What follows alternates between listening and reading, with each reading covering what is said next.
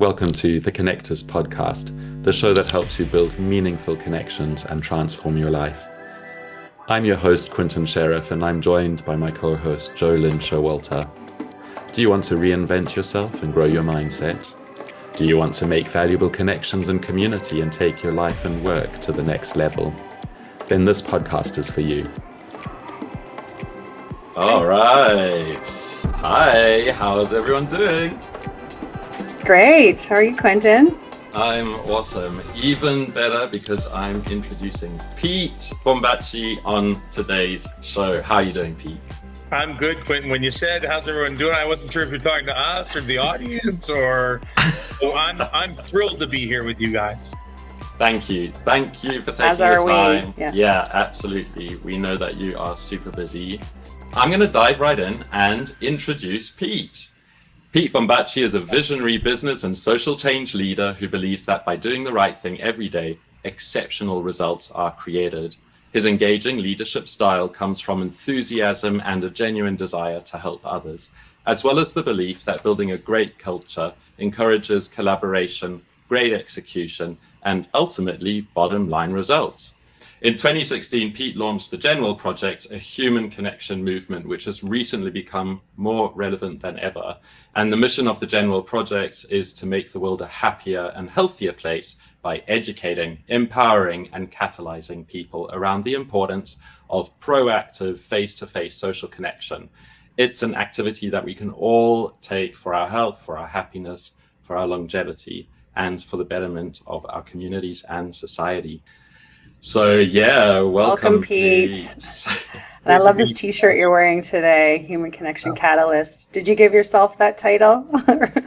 Well, I've given everybody in Canada that title because I believe we all have the opportunity to be that human connection catalyst. And frankly, even coming out of our last GenWell weekend, which was in early May, you know, you start to see we need people, we need leaders more than ever before. And we use a hashtag, Go First.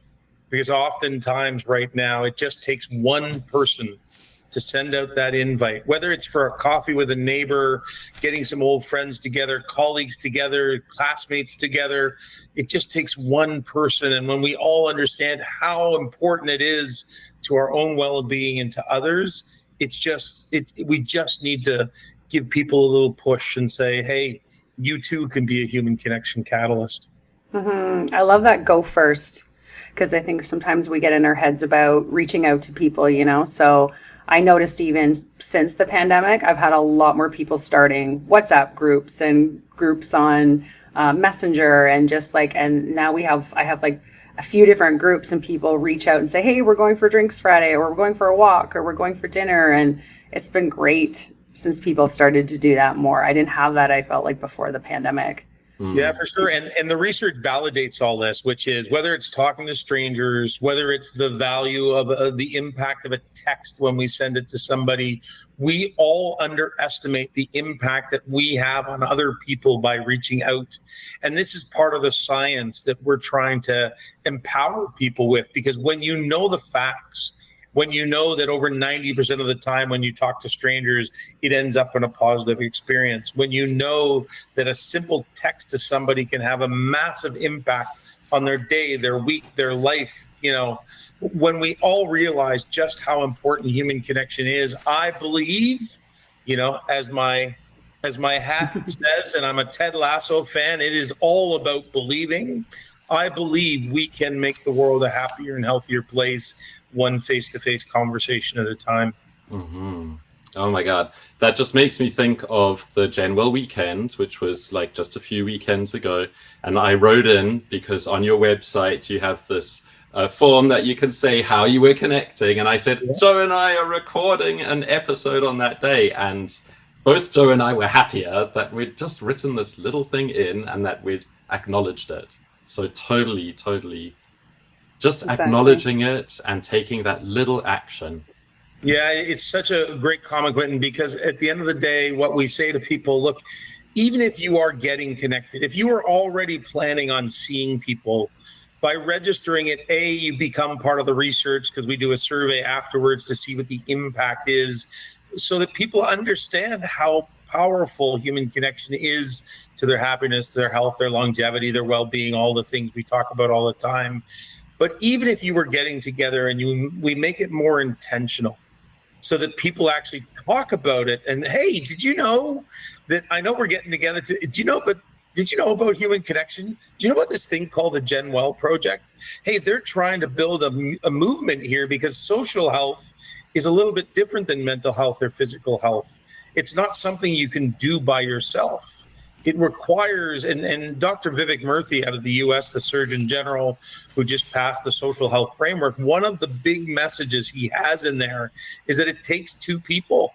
You know, I can reach out to you guys, but if you don't pick up the phone or you don't agree to meet for a coffee or lunch or beer, or I went golfing with a friend this morning at 6:30 in the morning, trust me, I could have said no.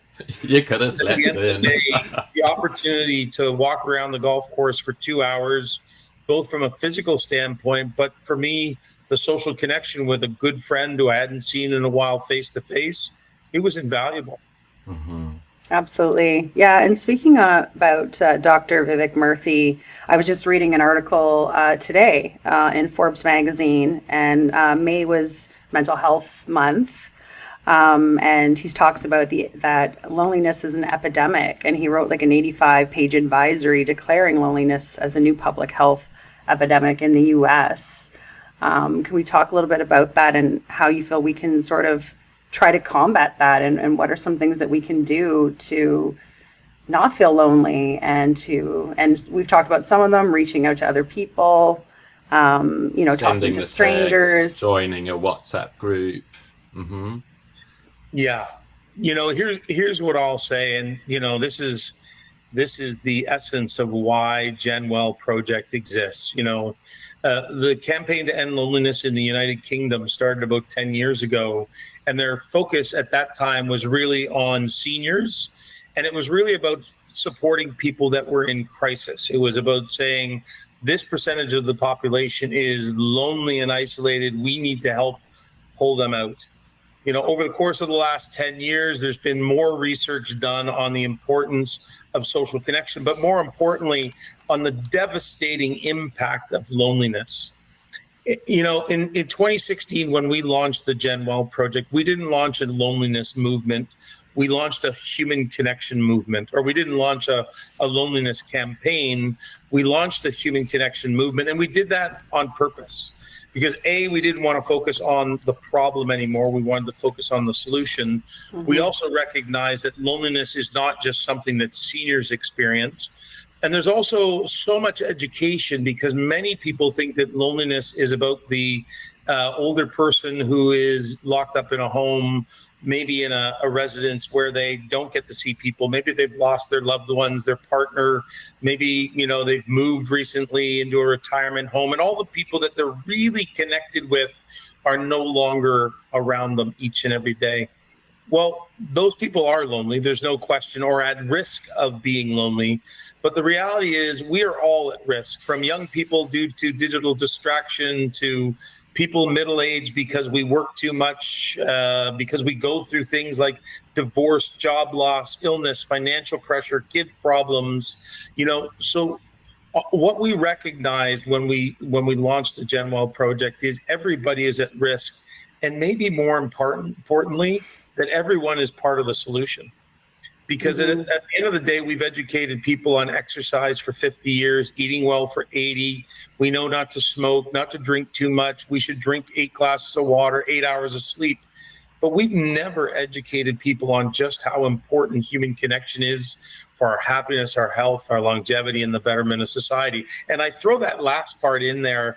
And yet I think with what we see in society right now, political polarization, random acts of violence, mass shootings, different things that happen when there's a tension and a lack of connection, a sense of belonging, and we are in this together, that the importance of human connection is far beyond seniors, far beyond individual well-being, but really speaks to the fabric of society, of communities, of workplaces, of classrooms. And so when we launched this in 2016, we know now that we were ahead of the curve. Trust me, many times I thought we would shut it down because nobody would pay attention to the message. But as the pandemic came, and now with people, the Japanese government just passed new legislation about addressing social isolation and loneliness. Japan and the UK both have a loneliness minister. But I got to say, Dr. Vivek Murthy is truly the leader in this conversation. You know, he oversees the health and well-being of, you know, the United States of America with 350 million people, 10 times the size of Canada. And he just called out social isolation and loneliness, as he has been for 5 years, but nobody was paying attention, is the next major public health crisis that we will all face. And social connection, he launched the social connection framework, is the solution. Because a solution shouldn't be about more hospital beds, more psychotherapists, more crisis management. The solution is about each one of us recognizing that we are the solution. How we interact with our families, our friends, our neighbors, our colleagues, people on the street. And so I am grateful. And I don't know him. I've reached out to him a few times. I've had some exchanges with his staff. But I'm grateful for Dr. Vivek Murthy for putting this on the radar of not just Americans, but people around the world, that we all need to be understanding how important connection is for all the benefits that come both individually and as a society. Sorry for that run on, but I just... No, it's good. No, that was great fantastic. Information. In French, we say that's a cri de coeur. That's like your heart song, your heart's cry, really like from your essence. And totally with you for Dr. Vivek Murthy to publish 85 pages of reports. These would have taken years to gather, years to get the data. Many researchers would have looked at this and analyzed it. And for them to place this as the next big social crisis is huge. It's huge. Everyone has the responsibility for this. That's the odd thing about polarization is if you place too much weight on one side or the other, there's always some group that's going to be left out. And these smaller groups are the ones that actually keep society functioning and flourishing. You know, the older groups, the young kids, the single parents, and all of these LGBTQ, all of these different minorities. If we strengthen one spoke of the wheel, it strengthens the whole wheel. And that's the approach that we need to take with this, with human connection and social connection. Yeah. So in terms of the social connection framework, what are some things, like if you're noticing you're feeling disassociated, or what are signs people should look for, and what are the implications if they don't try to make those connections? You know, it's such an interesting question because, you know, I did a workshop program with one of the big oil companies, 70 of their sales leaders the other day down in Niagara on the Lake. And somebody said, what does loneliness look like? Who is lonely? And I'm like, this is the problem, is that we can't actually paint a picture of who it is. So there is, you know, what do we look for somebody who's lonely? They're acting like they've got it all under control. They've put on the facade, like many of us have for decades. Yeah. You know, as I said, I think we had a chat a week or so ago. You know, when I launched this campaign in 2016, I never thought I'd been lonely in my entire life. And now that I understand loneliness, I recognize I've been lonely many times in my life. Now, fortunately, I had the community around me that I got through those times without getting to a crisis. And that's the message, is we can all feel lonely.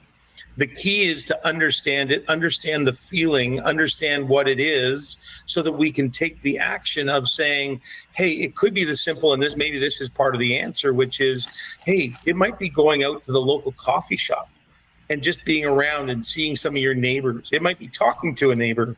It may be about calling up an old friend. Maybe it's putting together a euchre night with some of your buddies. Maybe it's watching a game. Maybe it's playing tennis. Maybe it's planning an event where it might be a week out, gives you something to look forward to. So if you send out that note and say, hey, who wants to get together? That can be part of recognizing that we are alone, or that we have other people, even though we may be alone today. And then the final one to me, and I think we've talked about this before, and maybe off the top, is the power of talking to strangers. In a world where so many of our social interactions have been disrupted, and they're not back to normal, as we all know, whether it's because of remote working, hybrid working, just because we're not going to the gym, the grocery store, so much is delivered to home. Talking to strangers may be a massive gap filler for us right now, which is, research shows over 90% of the time it ends up in a positive experience. It increases happiness, optimism, trust, so many benefits. It has health benefits as well. So when we think of the number of people that we walk by, and I'm not talking about stranger dark alley 2 o'clock in the morning after you've had a bunch of drinks. I'm talking about the neighbor that's 5 doors up that you've never actually exchanged words with, or the person at the restaurant, or at the grocery store, the convenience store. We pass by so many people each and every day. And if we know that there's so many benefits that come from that simple, and it doesn't even have to be words. It can be a smile, a nod. If we know how beneficial those are to our health and well-being, in Canada, only 20% of people talk to strangers on a regular basis. Another 20% do it on occasion. So we have 60% who don't do it at all, and 80% who could do it more. And I wonder what we could do if we could make that change in our society. Those are really interesting statistics, considering the approach that we give out as Canadians is that we're super approachable, super friendly, but then you look at the statistics and we're actually not that prepared to move out of our bubble, move out of our social circle, move out of our family, perhaps. Do you think there's a bit of fear of rejection there? Like, I'm thinking of the younger generation, right? Like Gen Zs, we talked a little bit about this when we first met, and how, technology should be kind of supplemental in a sense to connecting with others. But the real, I believe you gave, you said that there was a percentage you had given about face-to-face conversations. You're more connected when you have a face-to-face conversation than you are through, technology. And I even just, when I watch my son, he's a little bit more timid when it comes to like social interaction. And I'm always like, look people in the eye, like try to have a conversation, ask them a question, like, try to get out your face out of your phone. And so I worry a little bit about his generation in terms of connecting with others. I think the real insight in this topic is we got out of the habit of connecting with people. We spent most of 3 years in our homes. As I say, we're not back to normal. And the analogy I use is, hey, when you don't go to the gym for 3 years, how does it feel walking that first time back in the gym? Not only the anxiety of walking in and seeing people who have been hard at it for 3 years, but that first day of going to the gym and how you feel later, it's exhausting. And social connection is no different. We haven't done it. And when we're out of practice, it makes it more challenging to go back into it. And it's part of the reason why when we talk about GenWell, we do educate, empower, and catalyze. And the catalyzing is, if I give you the information, if I give you some tips, tools, and ideas on how you could do it yourself by talking to a neighbor, going to a coffee shop, talking to a stranger, if none of that works for you, then we have these things called GenWell Weekend. We have Face-to-Face February, which is focused on campuses across Canada for colleges and universities. And what these timelines are, these occasions are really about, are giving people permission to say, hey, I'm going to reach out to you this weekend because I just read all the information about how important social connection is. And I want to reach out because I think we should get connected. We being whatever context you want to put it in. The analogy I use for this is, and I love this, which is, on St. Patrick's Day, I wear green. I wear green. I have the Kiss Me, I'm Irish button because I do have some Irish in there. I drink pints of green beer. I do silly hats, whatever it takes. And why is it that I am capable of doing that on St. Patrick's Day, but the rest of the year, I seldom wear the color green? It's because somebody gave me permission on the 17th of March to dress up like a fool. And the same thing with Halloween. And I know that I'm supposed to come with a Canadian leaf red lawn chair on Canada Day. And I know that on Valentine's Day, I'm supposed to do X. And so the mission of the GenWell Project is to create these catalytic moments throughout the calendar year that are not focused on doing something other with connection being the underlying purpose, but that we actually say to people, this weekend is about connection. It's not about roses and flowers. It's not about Mother's Day and bringing a gift. It's actually on Mother's Day, connect. On GenWell weekend, reach out to the person that you've been meaning to see, because we all have that long list of people. So I'm giving you permission on those 2 weekends. By the way, they're strategically selected because people struggle with seasonal transition. So we created these artificial deadlines because we know this is when people struggle most. So all they are is really just creating an excuse, giving people permission, and just trying to get all of us to make it happen. Because so often, whether we get caught up in our own lives or our own experiences and challenges, we all need to make the time to build those healthy connection habits. Mm-hmm. I love that, giving people permission. That's great. I started going to improv classes myself the past few weeks, just trying to get out of my comfort zone, learn to speak in front of an audience better, all those things. And sometimes I kind of get in my head and I don't want to go.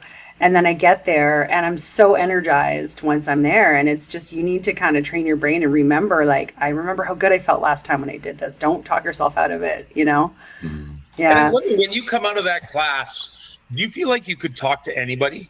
Oh yeah, absolutely. Because I just made a fool of myself in front of like all these people, but we all did, and it was great. And that's what just resonated with me, is you saying giving each other permission. Yeah. Mm-hmm. Very powerful. Yeah, if we could put everybody through an improv class as part of GenWell, maybe that would be helpful. Yeah, there, add it to the list. That or some laughter yoga or something like that. Goat yoga, I've done that. So fun. Goat yoga, I've never done that one. Goat yoga. You do yoga in a room with a bunch of goats and they jump all over you and you're laughing hysterically the whole time. That is amazing. I haven't heard of it, but that sounds like a ton of fun. Yeah. It's super fun. It's fun to do with a group of people too, right?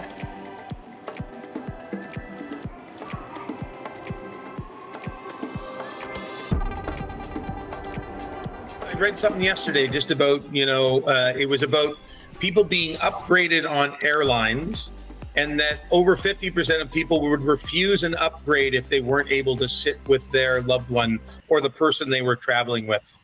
Oh. And the insight in the research is that people would rather travel, which we'll call it an experience, would rather have an experience with somebody versus having an experience by themselves.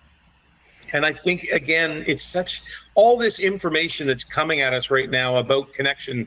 There's another study last week that relationships that are neither positive or negative, so they're kind of like ambivalent in the middle. Sometimes this person is really nice, and the next time they ignore you or they dismiss you or they're not there for you. Those relationships are more harmful to us than the ones that people don't like us or people that do like us, because at least on those two ends, we're clear. But so the inconsistency. When you go into a relationship and it's like, oh my God, I'm going to go see my best friend, and then that friend doesn't engage, blows you off, or, whatever the scenario is. And so to me, these insights that we bring, each and every week, whether it's through our Twitter channels, our social feeds, our website, all of these things help people go, oh my God, that's how I felt. Mm-hmm. Now I understand why. So in that scenario, I'm not going to put myself in that situation again, because I'm going to go spend time with somebody who makes me happy all the time, because that just seems to make sense. Well, that's our motto here. Our vibe is our tribe is our vibe, and vice versa. Sure. So it's making the right human connections, I think. And you're right. You have to gear yourself towards the right people that are going to lift you up and that want to connect and that want to be around you. And I've been on both sides, and you can feel the difference. some people are a really energy drain, and you feel it after you leave them. You just feel completely depleted. And other people, fill your bucket. And paying attention to that, I think, is key, how you feel after you spend time with people. And I really hope that GenWell can inspire those who may not recognize the impact of their lack of social graces, the impact that might be having on other people. I think in the workplace, when we think of leaders who couldn't give about anything about a person beyond, I need you to do X, Y, and Z, and I need it by 4:00. And if it's not done by 4, I want you to stay here till 10. And we all know that those bosses existed certainly before the pandemic. I'm sure there's still more out there now. But today, the worker understands that they have options and choices. And although it's a challenging economy out there, the boss who's forcing, that type of employment relationship is likely not going to be working with the strongest players, probably not going to be, we're going to be dealing with a lot of turnover, going to be dealing with a lot of absenteeism, a lot of burnout, a lot of long-term health issues and costs to the company. Empathetic leadership, building connection proactively within your organization so that it's positive, it's inclusive, it's proactive, so that we're not waiting until people are sick. And I've already had clients reach out. Businesses are already starting to see the conflict arise when the only relationships happen over Slack or email, because you cannot interpret those communications the way we can when we're face to face with somebody. Yeah. And so this is the slow learning curve that we're all going through to say, hey, I never want to be in the office. I might suggest that that's not a good plan or a strategy. Although to me, it's not always about being in the office. It's about connection, whether that connection happens in the office or you plan to get together for a picnic or a bowling game or shoot darts. I don't care what you do, but we all need to be making time within our workplaces to maintain those relationships that make working a heck of a lot easier and a heck of a lot more fun. Yeah.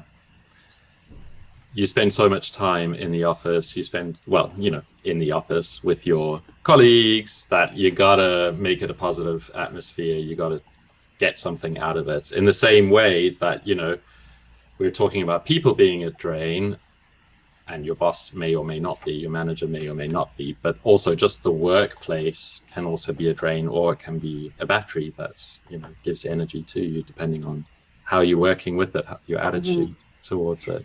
Yeah, I thought it was really, McKinsey at the start of the pandemic, they kind of coined the Great Resignation phrase. And the 3 leading reasons why people left companies at the start of the global pandemic: my boss doesn't care about me, my company doesn't care about me, and I don't feel like I belong here. Well, all 3 of those relate to all the bad bosses out there who showed no interest in us as human beings, who only cared about the transactional relationship of, I need you to get this done. Metrics, productivity, where's this, where's that? Yeah. And then we came out of the pandemic, and as we saw in the tech sector, thousands of people let go because it was easier to please the shareholders and get more profits than to look after the people. And I've had many, many friends, because Montreal's a tech sector, many friends who've been affected by that. And now there are companies that I have absolutely boycotted. I will never work for them. Wow. Are you going to give us the list? Gonna put it in the show notes. Pete, do you think that if people were less lonely, that we could, some of these other issues that we have, like obesity and diabetes and smoking and people abusing drugs and all these other things, could be diminished or somehow lessened if people were less lonely? I feel like if you're lonely, you might sit around and just eat, or if you're lonely, you might go grab a drink because you're bored and that's your friend, or so I'm just, what do you think about that? I think I've done all of them. Same. Yeah. Have I binge We've watched? all been lonely. Yeah. Have I binge watched a TV series one night because I didn't, maybe I had a shitty day. Maybe I broke up in a relationship. Maybe somebody said something to me today and I was noodling it around my head, because we're really good at getting in our own heads. And most of the time we're not very good at taking care of ourselves and telling us the positives. We tend to look for the negatives. So the answer, and I think the research is very clear, obesity, suicide, mental health issues, heart disease, dementia, diabetes, addictions, all relate back to a lack of connection. And it can happen on either end of it. It's either the lead up into many of those health illnesses, so you are disconnected, which relates to stress and anxiety in the body, which creates inflammation, which basically leads to every illness. And or B, you were kind of plugging along, everything was going well, and then something happened. And because of that something, you pulled back. Now, that could be maybe not even things that you were responsible for. You could have lost a loved one. I have a terrible story, and I'll share it with you today. A friend of mine called me. This is probably year 2 of the pandemic. Year 2 of the campaign. So probably 2018. He called me up. It's a good friend from high school. And he said, Pete, I need to understand what you're doing, because something just happened. And I wonder if I could have been part of the solution. I said, what happened? And he said, a guy that I know, our families were friends. He and his wife split. And the wife took the kids, and he saw the kids, I think it was once every weekend. And ultimately, the wife was the social convener in that family for their entire relationship. And when they split, nobody did this intentionally. Nobody did it to punish. But she had been the one who was making the connection. She was the one organizing the gathering. So when they split, the husband had nobody was checking in on the husband. The husband didn't reach out to people to build those connections and relationships. And again, there's a situation that happened that now you pull back. And I've been through a divorce, and you pull back because you're like, oh, I'm that person. And you think divorce guy is written on your forehead. And so, now all these thoughts and emotions are in your body. So you pull away at a time when really more than ever you need to lean in. And unfortunately, he took his life.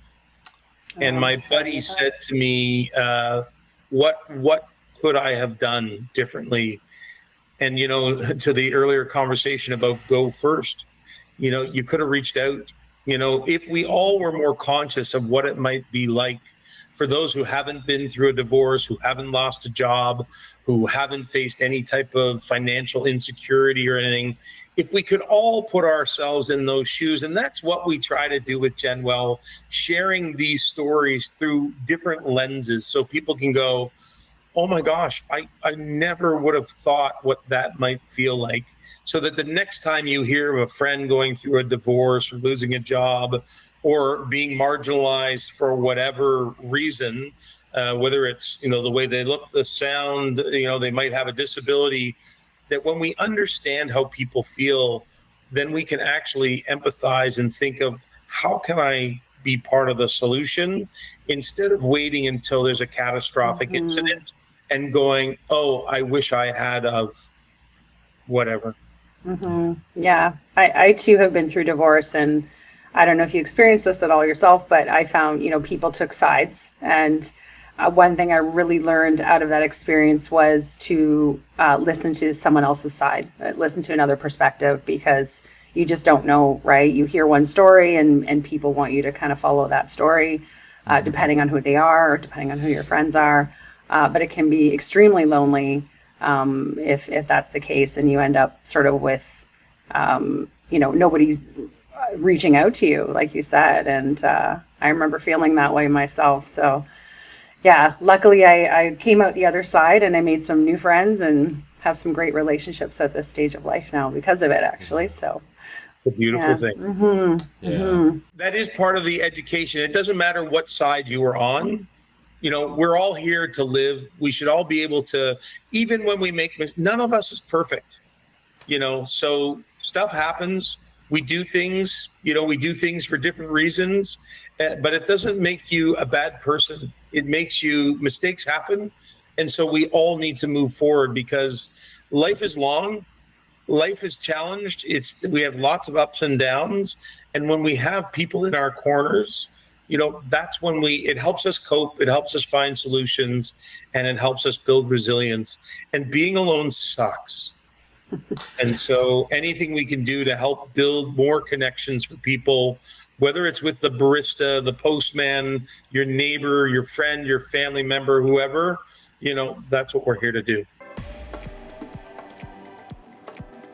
If you're looking for a podcast that will inspire you to connect with people from all walks of life and various industries, we invite you to join us to listen into our open and transparent discussions, where we share our stories, triumphs, and challenges, and provide ways of connecting with our dynamic guests.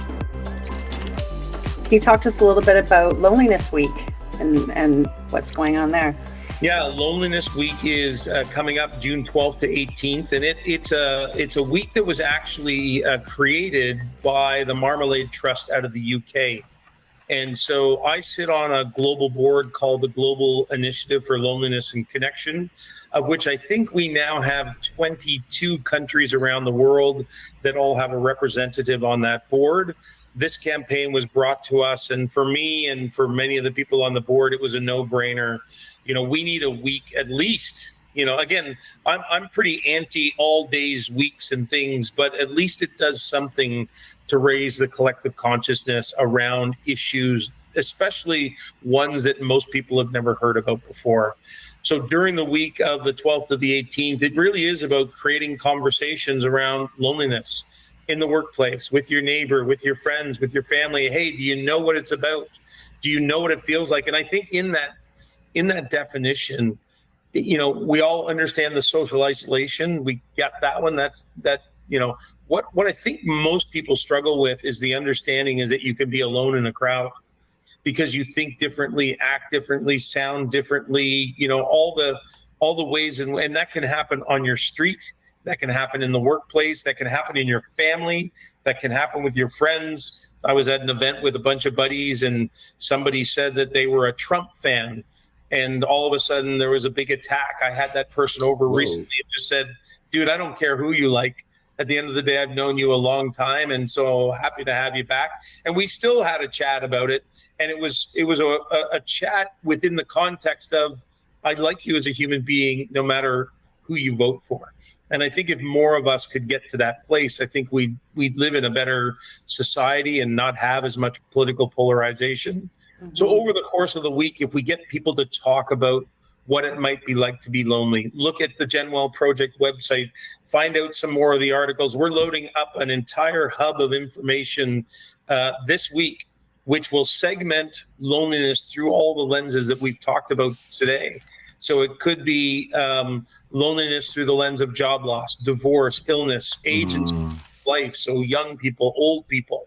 We've got barriers from media to social media to technology so that what we really want to do is give people a holistic look at this issue and say it. Because if I say it's job loss and you've never lost a job, some people will say, oh, well, this is not about me then. Okay, what lens do I need to give you so that you realize it's you too? Mm-hmm. And if it's not you that's going to experience it, with over 50% of Canadians saying they feel lonely and isolated on a regular basis, if it's not you, it's your wife or boyfriend, it's your girlfriend, boyfriend, it's your boss, it's your sibling, cousin, it's whomever it is. Mm. And so what we need to get over here is that it is all of us. And not only are all of us going to experience it at some point, every one of us can be part of the solution by reaching out and being more conscious and intentional of being connected with other people. Mm. I think it's amazing that you've worked so hard in the GenWell Project to prepare all of these lenses, all of these facets of looking at it to help people understand it so that they can download a guide, they can link to an article, they can use your work to express themselves a bit more, or to take the impetus and the action and get out there and do something. And I think it's amazing that you're spending a whole week dedicating to this, and that 22 countries are involved.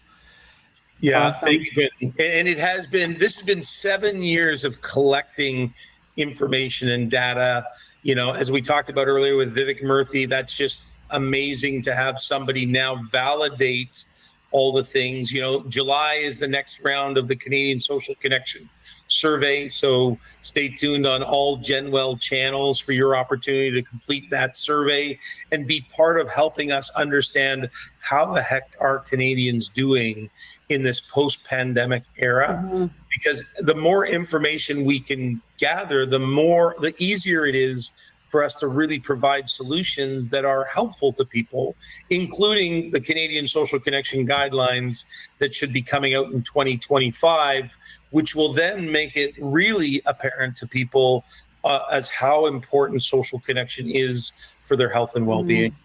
Yeah. And to that point too, I just want to let our listeners know on the GenWell site, there's a social health quiz. And I'd like to send people to that just so they can check where they currently are and in terms of their social health, and then look up ways that they could help support that if it's not good. Yeah, so I took it myself. I was glad to know I was in the good, but I'd like to be in the excellent status. And what's really beautiful about that, Jolene, is even if you're good or excellent, the advice on the platform is, okay, now go share that love. So who's the elderly neighbor? Who's the, I have a deaf sister. So do you know somebody who has a disability who may struggle to build social interactions? Do you know somebody who's struggling with their mental health? Maybe it's somebody who's managing 4 kids in this crazy world of play dates and trying to rush around to the schedules. At the end of the day, even if we're in a great place, building those social connections gives us purpose. It ensures that we're almost insulated from challenges because we've got a community of people. So just because we're there today doesn't mean that we'll be there tomorrow. And just always working on prioritizing social connection like we do exercise, drinking water, sleeping, eating well. This is just one more piece of the puzzle. If you want to connect, you can get on the GenWell Project. Please take that happiness survey and see how you're doing. Please also check back at the beginning of July for the full survey. And how long will the survey be open for, Pete? The survey, the last couple of years, I think we've left it open for 6 weeks. Okay. Trying to garner as many inputs. We've done 3,500 Canadians for the last 2 years, and we have 1,200 Canadians who've done it 2 years in a row now. Fantastic. So we'll get a third year with hopefully 1,000 of those people. And that really helps to build that longitudinal look and feel of here's how we were in the pandemic and here's how we are coming out of it. And I can tell you that, the research in the 2022 version showed that most of us aren't less lonely on the other side of the global pandemic. So we might, we heard about the snapback, not when it relates to this aspect of life. There's a lot of people who are not at extreme levels of loneliness, but we're still lonely. And so we have a lot of work to do to educate, empower, and catalyze connection across this country. And again, thank you to you guys, because it's opportunities like this to have a conversation, to talk about it, that, your 10,000 listeners will listen to this when it comes out, and they will be able to have a conversation with their friends about it, with their family, with their kids. So this is how we build a movement. And I so am grateful for you calling out the website, participate in the next GenWell weekend. That's September 22, 23, 24. It's just an excuse. Let's start making plans now to say, who should I reach out to and get connected? Because we all have that long list. Absolutely. And I think I probably speak for Quentin and I both when I say I'd love to have you back and find out, in a year from now, or even, where things are with the GenWell Project and what the stats are and how things are going. Yeah. Oh, I'd like to go Yeah. Earlier than a year, like come back at the beginning of September and talk to us about the next GenWell weekend, please. Actually, we should book this in now because we have something coming up in November, which I think could be a game changer for Canadians. And I'll tease it by saying, strangers are really important to our health and well-being. And so we're going to work to get Canadians to connect with a few more strangers in their life. And so I would love your support in getting this campaign message out, because I think if we can actually remind people that talking to strangers isn't that bad, and that we shouldn't be fearful of every person we walk by every day, and that occasionally lifting your head up out of your phone may not be a bad idea, that I, again, believe that we can change the world one face-to-face conversation at a time. Mm-hmm. Yeah. Something I like to ask all of our guests is, what is connection to you? Yeah, there's two sides of that to me. Number one is, what is the action? And it's any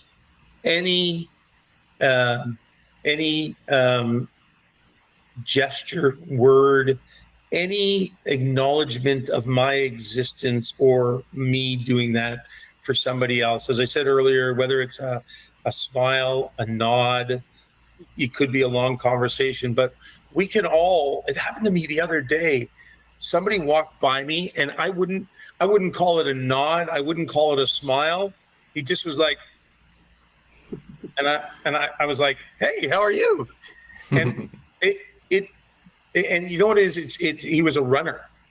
And oftentimes you're worried to say hello to a runner because they're like, I'm walking with the dog, you're running, I'm in a different They're world. in a zone, yeah. I don't want to interrupt you, but he gave me that as he ran by me. And I was like, oh my God, that was the greatest thing on the planet. And so, what is connection to me? That is connection. And it's not always it doesn't have to be a meal. It's any interaction where I have been seen and acknowledged as a human being, and because that made me feel good. And I know when I, said, hey, how you doing on his run by, I hope he felt the exact same way. Yeah. I think that's a good call out. Seen and acknowledged. I think we all want to be seen and we all want to be acknowledged. Absolutely. Sure. Yeah. So our audience members want to get a hold of you, Pete. Where would they contact you? Well, certainly if anybody wants to talk, we do a lot of workplace programming, schools, communities. So pete@genwellproject.org is my email. But, as far as day-to-day tips, tools, and ideas on how to build healthier connection habits, head on over to all of our social channels. Our YouTube page is loaded with content, interviews. We had the Canadian Human Connection Conference last year, lots of content from there. So whether it's Twitter, Facebook, Instagram, LinkedIn, it's all there, the YouTube page, and obviously our website with more and more information that's just there to say, hey, you might want to think about this a little more than you do today. Because, the line is, because together we can make the world a happier and healthier place, one face-to-face conversation at a time. And I hope that, whether it's you two and we have further conversations or it's everybody listening, let's all recognize that this conversation isn't just about what's in it for me, but maybe even more importantly, what we can do to help somebody else. Thank you so much for coming on our show and sharing this message. We want you back. Thank you, Pete. We will have you back. Absolutely. And dear listener, if you're doubting, we're all smiling. We're all super happy. We've all been bolstered emotionally and in our attitudes over this hour. So please go and send that text. Reach out to that neighbor. Find some way to connect. Laugh at a stranger. Yeah, no, don't laugh at Laugh with a stranger. I love it. Awesome.